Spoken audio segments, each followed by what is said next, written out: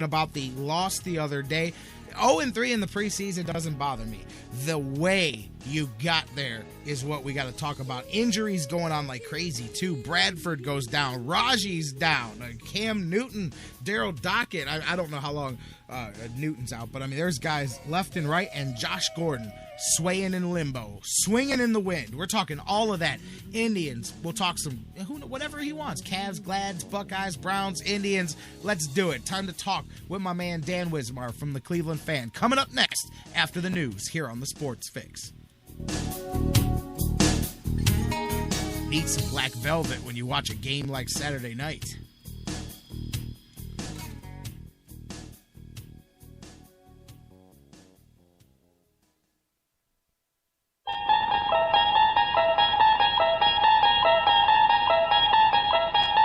You unlock this door with the key of imagination. Beyond it is another dimension. A dimension of sound. A dimension of mind.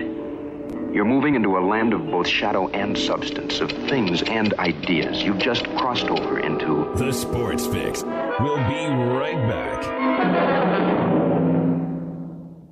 Before we go to the break, guys, I want to talk to you just a second about our friends at GV Art and Design. Baseball's here once again. Cleveland, of course, excited, and GV Artwork teaming up with the Indians, and they're both going to knock it out of the park this season. And listen to some of the new designs they've got for Cleveland baseball fans everywhere. They've dug out an old classic, and they're bringing the heat with the new Wild Thing, Give 'em the Heater Ricky design. GV Artwork is teaming up with Cleveland fan favorite Michael Brantley and created a custom Dr. Smooth t-shirt. Plus, don't forget, they've got the Cleveland That I glove collection, new tribal and Cleveland That I love designs for women, and so much more. You can get GV Artwork designs on the website, gvartwork.com. And don't forget to use the sales code FIX10. That's FIX10, and you'll save 10% on your purchase. Or you can check out their new store in Lakewood on Detroit Avenue. Check them out in the Indians team shops and so much more. Cleveland That we all love, GV Art and Design. It's not just a shirt, it's a statement.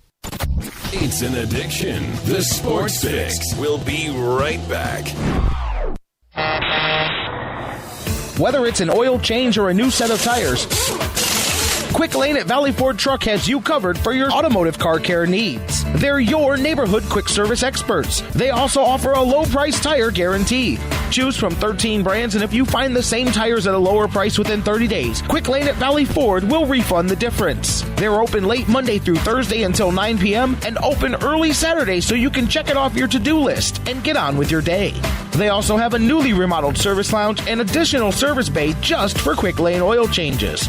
Quick Lane at Valley Ford Truck is located at 5715 Canal Road, right under the 480 Bridge in Valley View, just down the road from Independence. 5715 Canal Road, right under the 480 Bridge in Valley View, just down the road from Independence. Come see why life is better in the Quick Lane. QuickLane.com/Valley Ford Truck. That's QuickLane.com/Valley Ford Truck.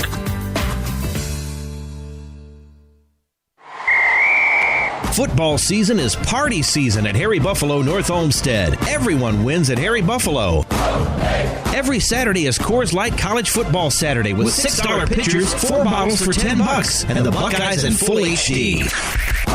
Football season is most definitely party season, and your headquarters is Harry Buffalo North Olmsted all winter long. Harry Buffalo. Join the herd.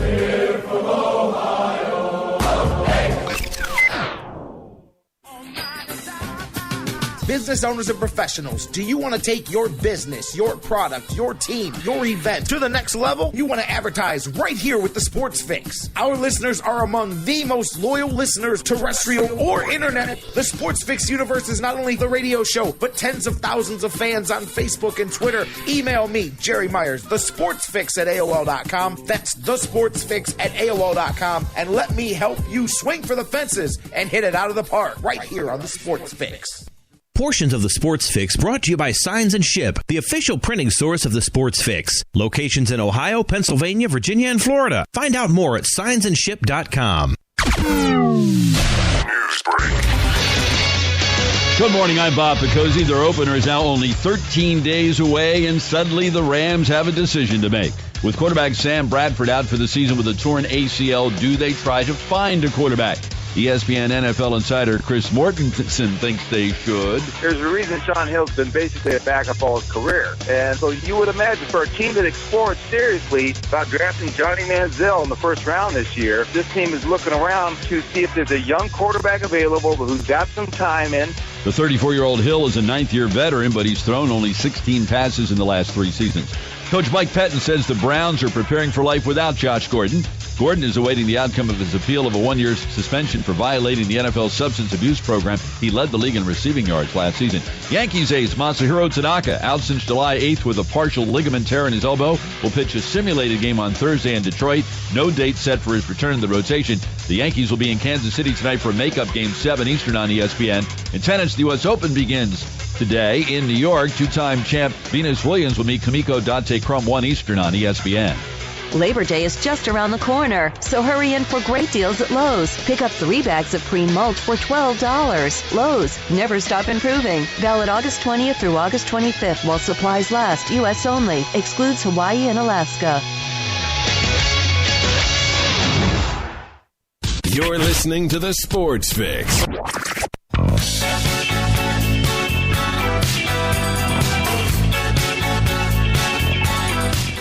Welcome back to the Sports Fix. J-Rock back with you across the Sports Fix Radio Network. Whether you're listening live on TuneIn and TuneIn's radio app worldwide on thesportsfix.net, the home base. Whether you're listening on Spreaker and Mixlr Live, shout out to my chat room posse over there at Mixlr. Or perhaps you're listening 24/7 on iHeartRadio, the world's largest internet radio network.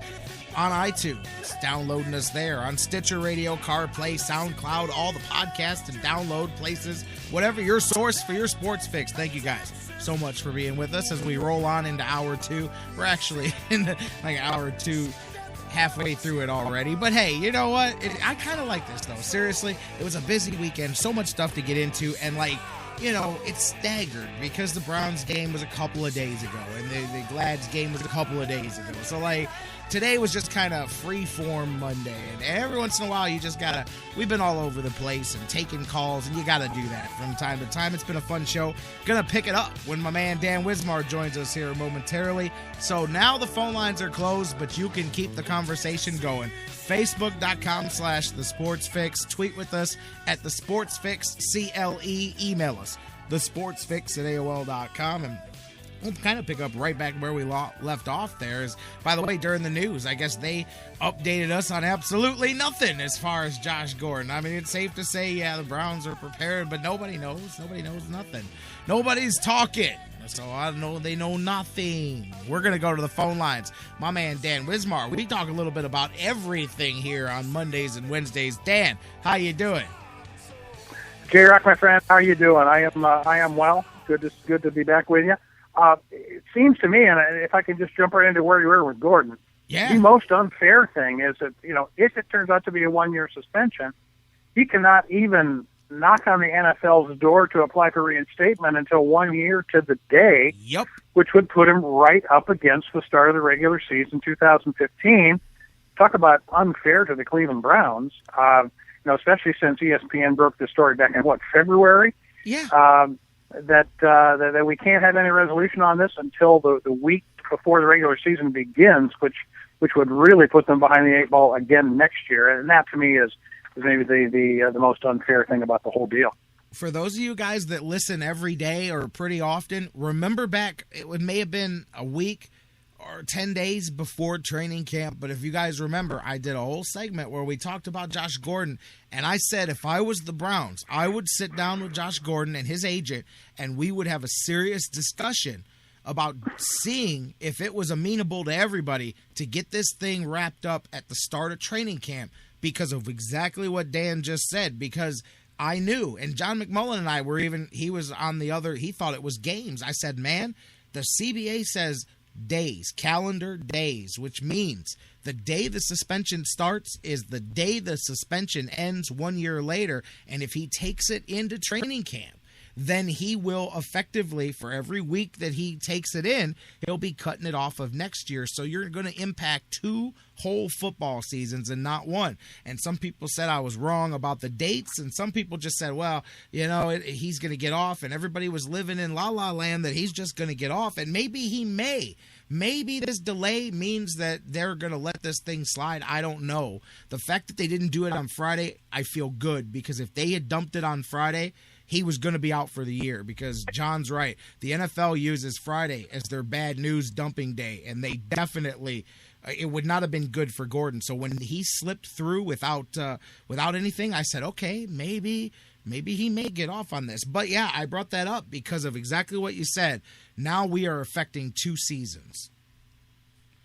Yeah, it really is unfair, like I say, and I guess it's to the point of ridiculousness. It makes the NFL look more and more like the NCAA, and that is not a compliment. And the fact that, how can everybody just look around and go, well, we don't have anything to do with this. We can't speak. Like, nobody is accountable for it. That's the part that bothers me the most, is it's not like we can go. I emailed the NFL. You get told the same thing everybody gets told, that they're not in control of it. It's an arbitrator, and when a decision's made, everybody can pass the buck on this, and I don't understand.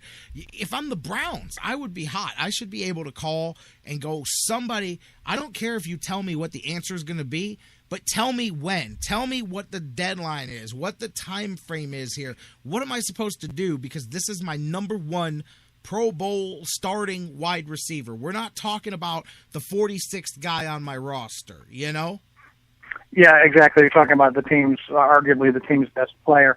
And in his absence, I agree with not playing Josh Gordon on Saturday night. You don't go to the dress rehearsal with a guy who's not going to be there opening night. And so that makes sense.